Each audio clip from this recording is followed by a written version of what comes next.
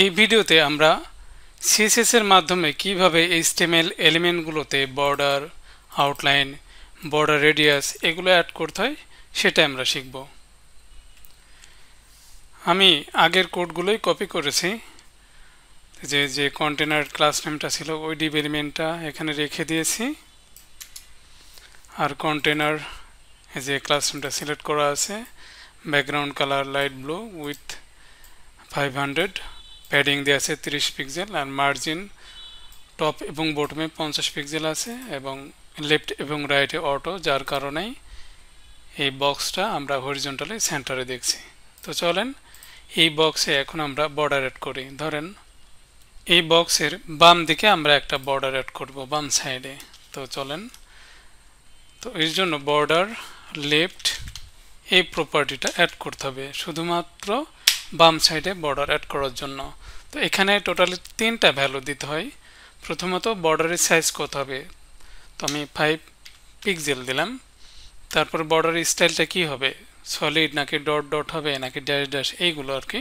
তো আমি এখানে সলিড স্টাইল দিলাম। তারপরে এইভাবে আমি সেমিকোলন দিয়ে রাখছি, দেখি যে কেমন আসে। তো দেখেন এখানে কিন্তু অলরেডি বর্ডার একটা শো হচ্ছে। হ্যাঁ, আমরা কিন্তু এই বর্ডারে কোনো কালার দিই নাই, তারপরেও এখানে ব্ল্যাক কালার এসছে। কেন এই ব্ল্যাক কালারটা এসছে, তো আমরা ইন্সপেক্ট করে দেখি। ইন্সপেক্ট করি, এটাও কিন্তু একটা শর্ট হ্যান্ড প্রপার্টি। তো আমি এটাকে এক্সপ্যান্ড করি। এখানে দেখেন আমি যদিও বর্ডার লেফট অ্যাড করেছি, কিন্তু ব্রাউজার সিঙ্গেল প্রপার্টি হিসেবে এগুলো অ্যাড করে নিয়েছে নিজে নিজে। এই যে border left with, border left style, border left colour. এখানে দেখেন যে কালারের ভ্যালুটা এটা কিন্তু ইনিশিয়াল। এটা মূলত এই যে টেক্সটের কালার, এই কালারটা বর্ডারে পেয়ে যাচ্ছে অটোমেটিক। তো আমরা যদি এখানে কালার দিই টেক্সটের কালার, তাহলে বুঝতে পারবেন। আমি ধরেন টেক্সটের কালার রেড দিলাম, তাহলে দেখবেন যে এই বর্ডারের কালারটাও রেড হয়ে যাবে। দেখছেন? তো আমি এটা উঠিয়ে দিই। তো এবার যদি আমি ম্যানুয়ালি এখানে কালার দিয়ে দিই রেড, তাহলে দেখবেন যে এবার কিন্তু বর্ডার কালারটা রেড হবে। এই যে বর্ডারের কালার হয়ে গেল রেড।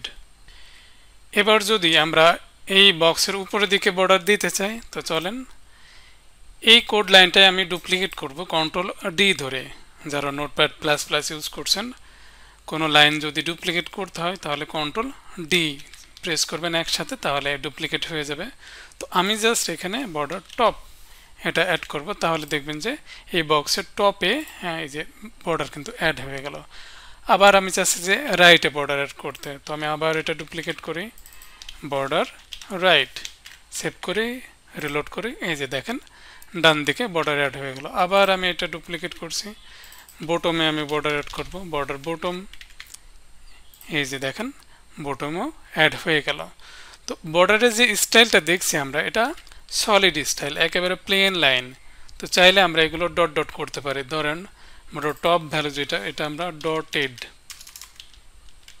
এই স্টাইল অ্যাড করব, তাহলে দেখবেন যে টপে ডট ডট আসবে, এরকম গোল গোলে যে বল দেখতে পাচ্ছেন। তারপরে ডান পাশে এখানে মনে করেন যে আমি ড্যাশড, এবার রিলোড করে এই যে দেখেন ডান দিকে কিন্তু ড্যাশ ড্যাশ আসছে, আর টপে হলো এই যে ডট ডট মানে বল বল আর কি।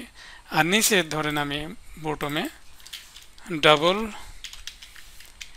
বর্ডার চাচ্ছি, তো এই যে এখানে নিচে দিয়ে কিন্তু ডাবল স্টাইলের বর্ডার হয়ে গেছে। তো আমি যদি এই সাইজটা আরও বাড়িয়ে দিই, 10 পিক্সেল করে দিই, তাহলে এটা আরও ক্লিয়ার বুঝবেন।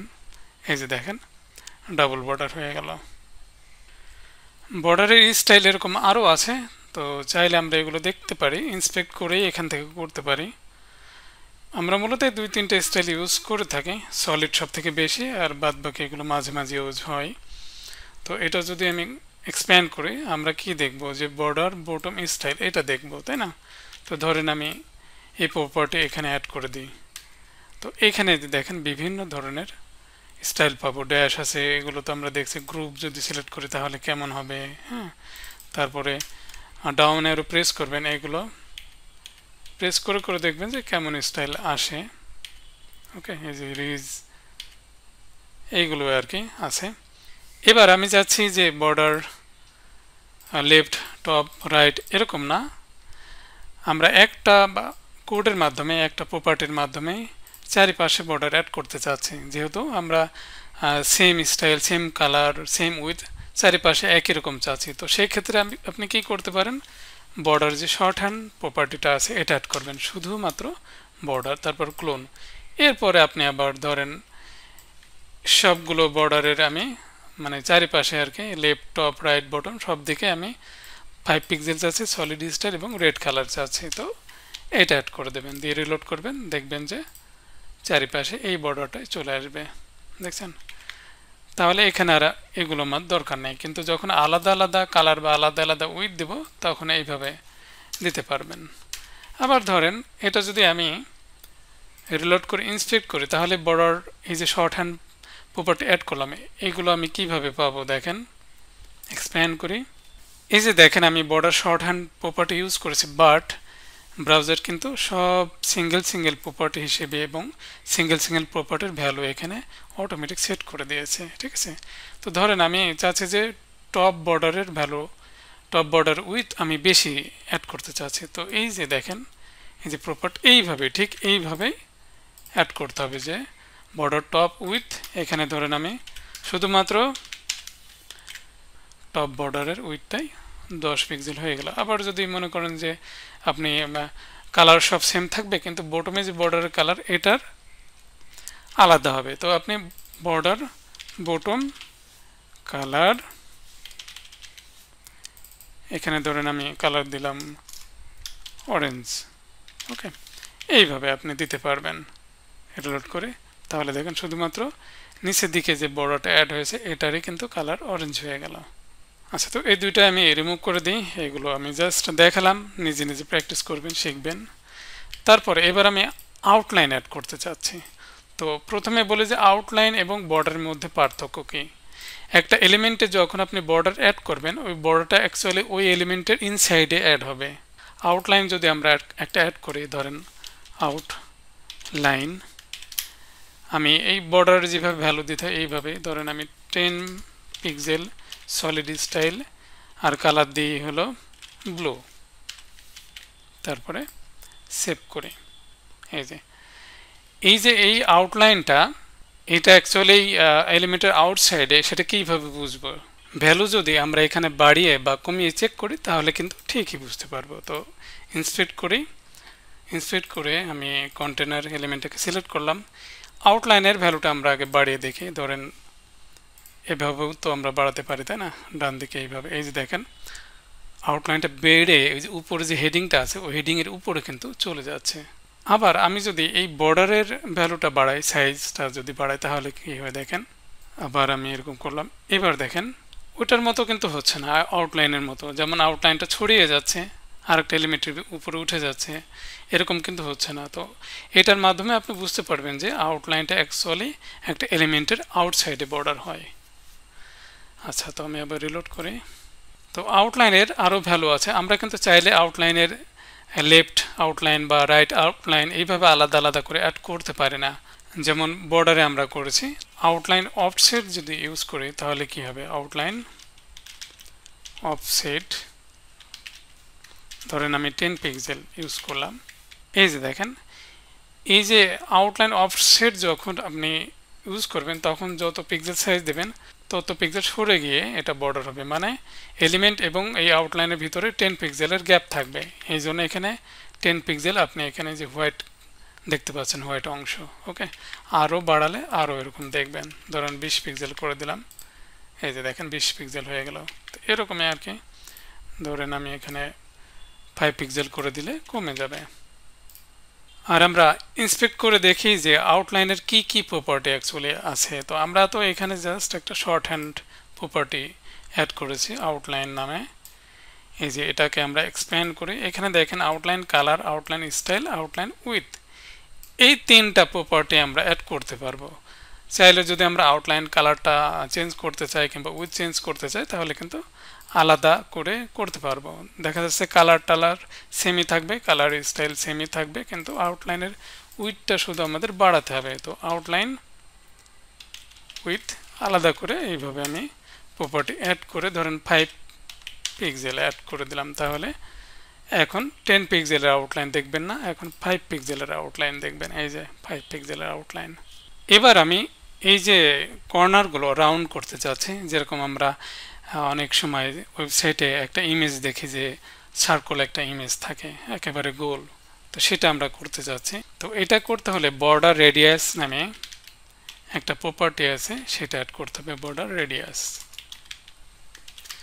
তো এখানে জাস্ট আমি একটাই সাইজ দিচ্ছি, ধরেন আমি এখানে 10 পিক্সেল অ্যাড করি, 10 পিক্সেল অ্যাড করলাম, করে রিলোড করি। এই যে দেখেন, এই যে কর্নারগুলো কিন্তু রাউন্ড হয়ে গেল। কিন্তু আমরা এখানে শুধু 10 পিক্সেল ইউজ করেছি, তো সাইডটা কর্নারই এরকম রাউন্ড হয়ে গেছে, কিন্তু এর আবার আলাদা আলাদা ভ্যালু আমরা দিতে পারি। তো ওই যে মার্জিন প্যাডিং আমরা শিখেছি যে ঘড়ির কাঁটা যেভাবে ঘোরে, তো বর্ডার রেডিয়াসের ক্ষেত্রেও একই কথা আর কি, যে এই যে টপ রাইট তারপরে এখানে এইভাবে ঘুরবে। হ্যাঁ, ভ্যালুগুলো 4টা ভ্যালু এখানে অ্যাড করা যাবে। এটাকে বলা হলো টপ লেফট কর্নার, আর এটা হলো টপ রাইট কর্নার, এটা হলো বটম রাইট কর্নার, আর এটা হলো বটম লেফট কর্নার। তো আমরা ব্রাউজারে এখানে ভ্যালুগুলো অ্যাড করে দেখি। তো ধরেন আমি এখানে ভ্যালু অ্যাড করি, যে প্রথমে 10 পিক্সেল আছে, তারপরে আমি 20 পিক্সেল, এটা আমি চাচ্ছি যে টপ রাইট এটা রাউন্ড করতে, টপ রাইট কর্নার আর কি। তারপরে 30 পিক্সেল, এটা হলো বটম রাইট কর্নার, মানে নিচের যে বটমে যে রাইট আর কি। তারপরে 40 পিক্সেল। এই যে এবার কিন্তু আমরা যে কর্নারগুলো রাউন্ড হয়েছে ডিফারেন্ট আমরা দেখতে পাচ্ছি। এটা হলো 10 পিক্সেল, এটা 20 পিক্সেল, এটা 30 পিক্সেল, এটা হলো 40 পিক্সেলে। ভ্যালুগুলো যদি ডিফারেন্ট দেন তাহলে এইভাবে করবেন, আর যদি চান যে না সবগুলোই 10 পিক্সেল হবে তাহলে শুধু 10 পিক্সেল দিয়ে রাখবেন। আবার চাচ্ছেন যে হ্যাঁ ডিফারেন্ট ভ্যালু হবে, কিন্তু টপ রাইট কর্নার এটা কোনো রাউন্ড হবে না, এটা 0 করে দেবেন, তাহলে এখানে 0 করে দেবেন। জাস্ট 20 পিক্সেলের জায়গায় এখানে 0 করে দেবেন। এই যে 0 হয়ে গেল, দেখছেন? এখানে কিন্তু এই কর্নারটা কিন্তু এখনো রাউন্ড হয় নাই। আচ্ছা, আমি আবার রিলোড করছি। এবার ধরেন যে সার্কেল করে কিভাবে, একেবারে গোল করে কিভাবে। তো গোল করার পূর্ব শর্ত হলো আমাদের উইথ হাইট সেম হতে হবে। যেমন এখানে উইথ দিয়েছি 500, তো হাইটও কিন্তু 500 দেওয়া লাগবে, না হলে কিন্তু সার্কেল করতে পারবেন না। 500 পিক্সেল আমি হাইটও দিলাম, তাহলে উইথ হাইট কিন্তু এখন সেম হয়ে গেল। হ্যাঁ, এবার কি করতে হবে, যে বর্ডার রেডিয়াস জাস্ট 50% দিবেন, পার্সেন্টেজে দিবেন, তাহলে দেখবেন যে একেবারে রাউন্ড হয়ে যাবে। এই যে দেখেন একেবারে রাউন্ড হয়ে গেছে, বাট এই টেক্সটগুলো একটু বাইরে চলে গেছে, এগুলো আমরা ঠিক করতে পারি প্যাডিং দিয়ে। ধরেন আমি এখানে প্যাডিং যদি আমরা বাড়িয়ে দিই তাহলে এগুলো ঠিক করতে পারি। প্যাডিং এখানে আমি 200 পিক্সেল দিয়ে দেখি, বেশি হয়ে গেছে, আর একটু কমিয়ে দিই 100 পিক্সেল, আর একটু বাড়িয়ে দিই। এবার ঠিক আছে, এই যে দেখেন একেবারে রাউন্ড হয়ে গেছে, দেখছেন? তো এইভাবে হলো একটা বক্স বা একটা ইমেজকে সার্কেল করা হয়। তো সবসময় মনে রাখবেন যেটাকে আপনি সার্কেল করেন না কেন তার উইথ এবং হাইট কিন্তু সেম হতে হবে। একটা ইমেজও যদি 100% সার্কেল করতে চান, তো এমন একটা ইমেজ নেবেন যার উইথ এবং হাইট সেম হতে হবে। ওকে, তাহলে সেটাকে আপনি 100% সার্কেল করতে পারবেন।